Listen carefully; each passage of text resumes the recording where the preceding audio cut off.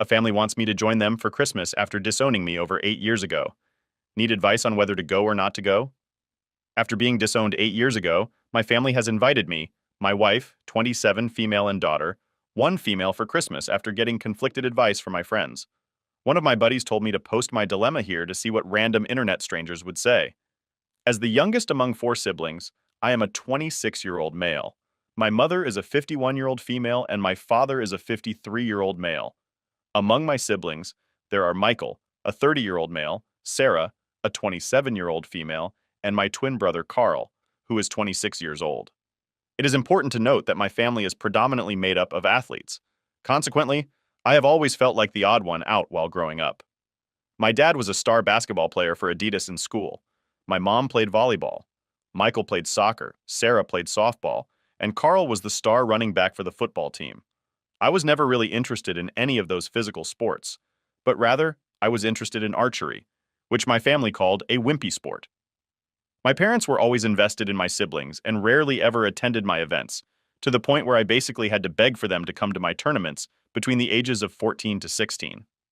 While my parents only attended one of the approximately 20 tournaments I participated in, I never felt neglected by them. However, unlike my siblings, they were never emotionally present for me. As a teenager, it bothered me that whenever I tried to discuss this with them, they dismissed me as an attention seeker. Nevertheless, this is not the sole reason why I felt isolated within my own family. When I was 15, I began dating Amy, now 25, female, who was in the same grade as me at that time. After about 6 to 7 months of dating, I introduced her to my folks. Admissible things, and they really liked her. I know I was young, but I could see myself having a future with her. Almost 3 years later, one of Amy's ex-friends told me that she had been cheating on me for a couple of months at a time. I didn't know who the guy was, but after confronting her, she told me that it was my twin brother. She basically told me that while at first she loved me, the love she had for my brother surpasses that. Later that day, when I confronted Carl at home, I was so enraged that I sucker pushed him and knocked him out. Although I acknowledge my wrongdoing in resorting to violence, after years of pent-up anger towards him and the rest of the family, it all finally erupted. Thankfully, my family chose not to pursue legal action, sparing me from being tried as an adult in court. Consequently, I was sent to reside with my paternal aunt, a 48-year-old woman who had become estranged from the family and resided in a city approximately 2 hours away. From then on, I have not had any contact with them. At first it was tough, but later on, with support from my aunts and her husband at 48 male, it moved on from wanting a relationship with them. I transferred to a different high school and attended a university in my aunt's city and graduated as an electrical engineer. I later met my wife and got married to her name at the time of my wedding. Thought about inviting them, but went against it because I did not want any sort of drama to my wedding from that point. Me and my wife bought a house an hour away from my ends and were blessed with a daughter a year ago. About a week ago, I received a Facebook message from a mother and father wanting to reconnect over Christmas at their house. I told them that I would consider it as I possibly have other plans, but would give them a clear answer soon. Later on, both Michael and Sarah sent me friend requests, which felt weird to me. My wife has told me that if I decided to go, she and my daughter would spend Christmas at my father-in-law's house, as she does not have to deal with unwanted stress, as she is 2 months pregnant. I concur with her viewpoint. Those who are reading this, I am uncertain about whether I should make an attempt to mend my relationship with my family or not. I am deeply conflicted about which course of action to pursue. On one side, there is a possibility that they regret their actions towards me and wish to offer an apology. On the other hand, if I do go, they might insist that I apologize to Carl, which is something I am unwilling to do. Any advice would be helpful. Now, for the top advice before reading the update, I think you should go another time. Spend Christmas with your wife and child.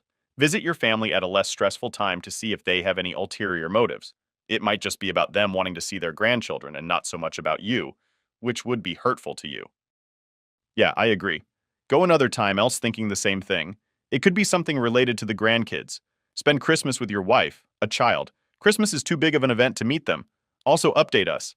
I can't get this post out of my hand. I can't imagine a parent's kicking out their child who was betrayed by their other child. They might want to reconnect due to money. Grandchild? I don't know. But it's weird that even his siblings texted Opie. I hope it's for good reasons, though. I honestly would spend Christmas away from my pregnant wife for them. Maybe I'm missing something, but why Christmas? They could have reached out at any time and given you a chance to pick a convenient time as they're the ones trying to amend things. I'm not sure about it. It appears strange to me. Personally, I wouldn't go unless you truly desire to have them back in your life. It's all about appearances. They discovered that Opie has a child and is doing well, and now they are attempting to mend the family so they don't appear like a disgrace. Remember, they abandoned their son many years ago. It feels like a deceptive situation. It's worth noting that they didn't start with any regret or indication of an apology.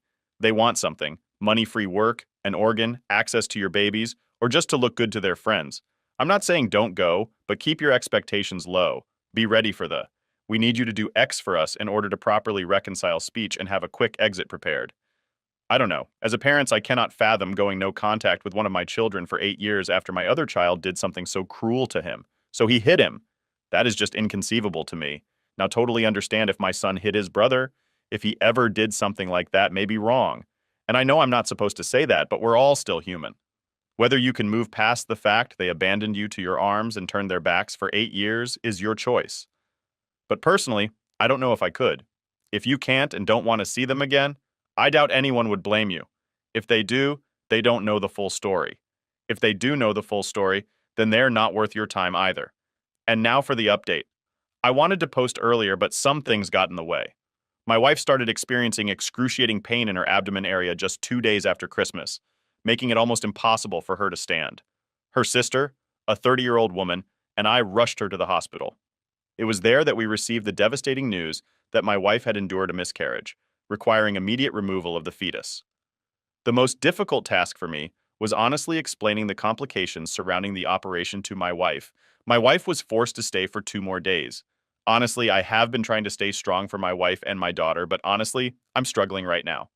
Also, the updates of the original post. Most of you that commented on the same day post had told me not to spend Christmas with them because of the significance of that holiday. I agree and decided I would spend the rest of the holidays with my wife. They never made time for me, so why should I make time for them?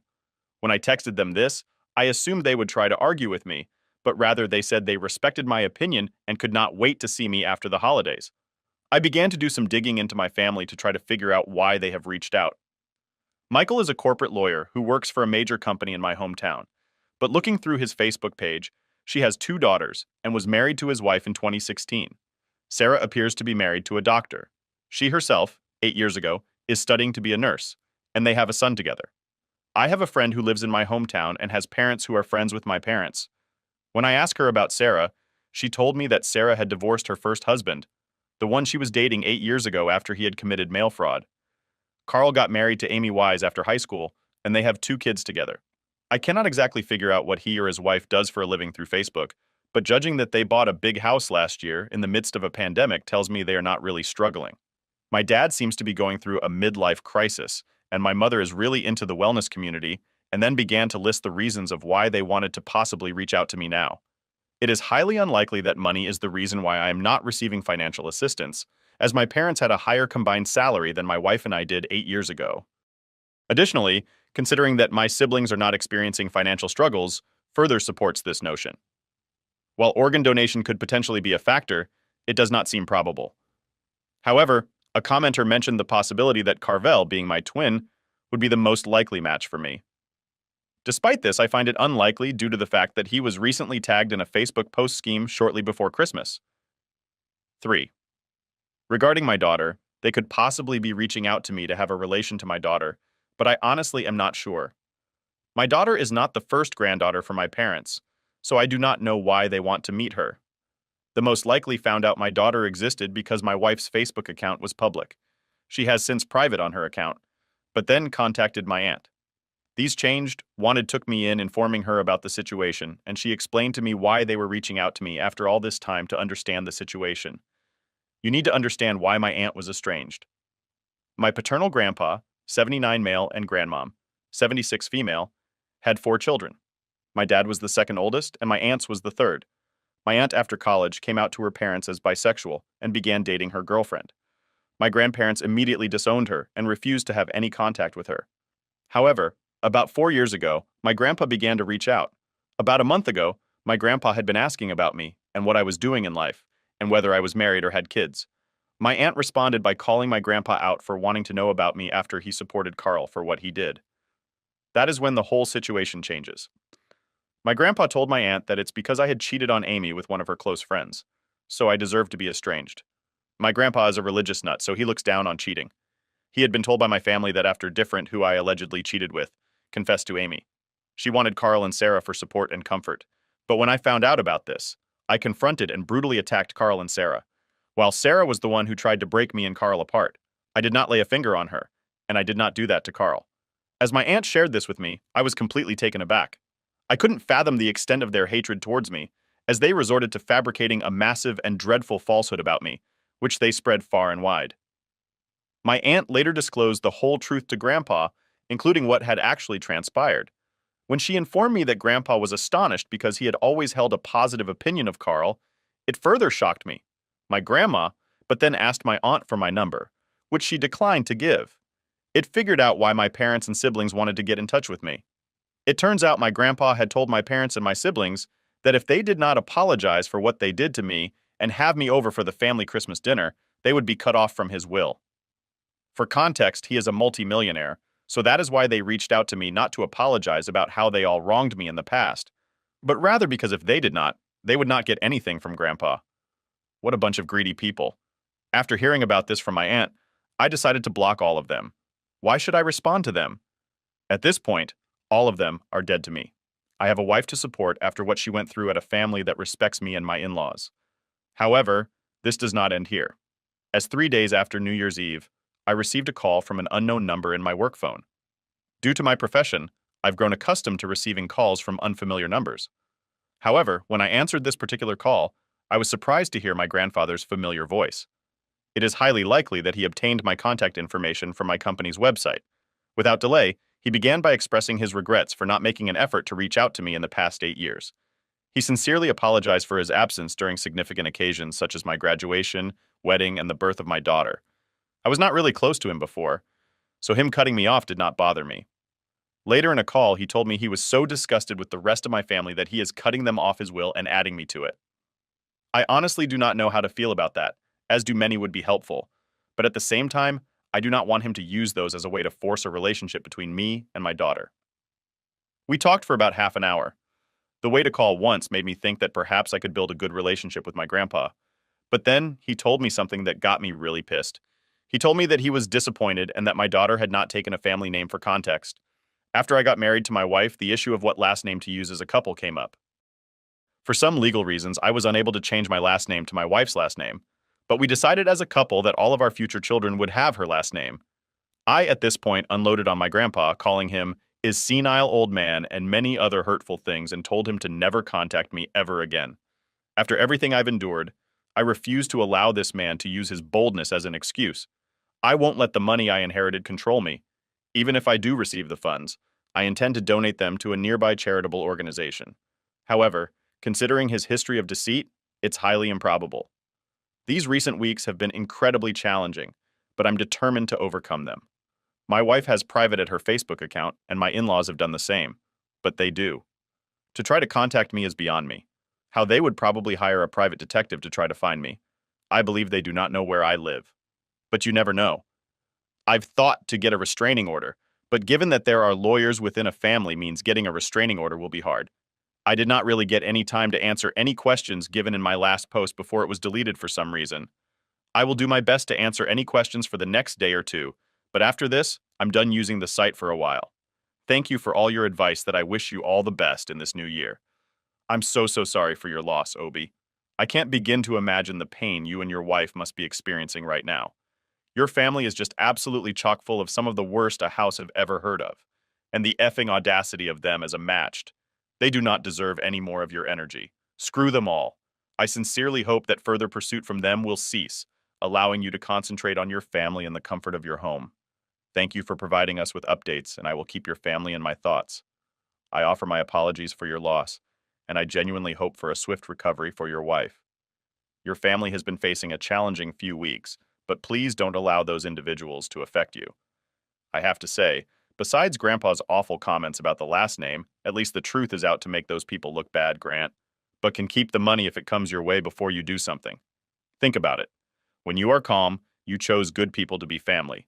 Your wife, daughter, in-laws. At end, they're all that matter her. The others can go to hell. I'm sorry for what you've been through and for the loss of your child. Remember, you have supports and a family that loves you. You are wanted and loved by them. Even if your parents and siblings aren't those people, you are not alone. Seek professional supports and help for yourself and your wife. It's a lot you've gone through. Regrettably, the new variant has caused a delay. Sharing the burden with your grandfather might have persuaded him to disregard your aunt's claims and provide your family with their rightful inheritance, particularly because they attempted to portray your son as extremely troubled and emphasized any minor conflicts with him. It was understandable for you to feel offended, but he ultimately chose to harm you instead of resolving the issue. The guy must be old is going to have old-fashioned values. Did you try explaining that? It's something that's done in society nowadays? Or did you see red immediately? To be honest, you've had a really rough time of things, and I imagine that must have been the straw that broke the camel's back, right? I just figured you might want a fresh perspective. Much love to you, man. I really hope your missus gets better quickly and your 2022 improves quickly. To be honest, right now, I do not care how he sees me. I do not want to have a relationship with him on a basis on many. This may ruin the relationship my aunts and grandpa have, but to begin with, they never really had a relationship.